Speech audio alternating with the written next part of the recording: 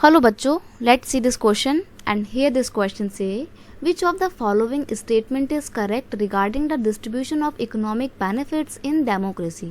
Question आपसे बोल रहा है कि एक लोकतांत्रिक देश में डेमोक्रेसी में कौन सा स्टेटमेंट इकोनॉमिक बेनिफिट्स के डिस्ट्रीब्यूशन को बिल्कुल सही तरीके से डिफाइन करता है। कैसा डिस्ट्रीब्यूशन है इकोनॉमिक वेल्थ का या इकोनॉमिक अपॉर्चुनिटी का एक डेमोक्रेटिक देश में, वो आपको बताना है।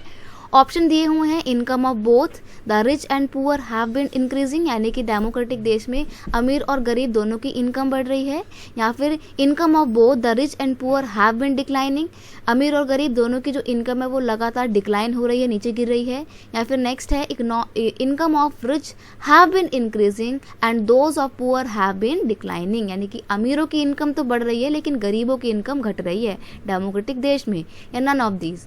तो देखो साफ सीधी बात है, हम कितना भी बोल लें कि डेमोक्रेसी हमारे को political, social, economical equality provide करती है, no doubt social and political equality तो प्रोवाइड करती है काफ़ी हद तक, लेकिन आज भी इकोनॉमिक इक्वालिटी प्रोवाइड कर पाने में सफल नहीं हो पाई है। आज भी क्या है, इनकम का बड़ा ही अनइक्वल या अनइवन डिस्ट्रीब्यूशन है।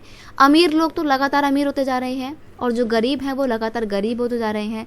दैट्स वाई इनके बीच का जो डिफरेंस है वो और ज़्यादा वाइड होता जा रहा है।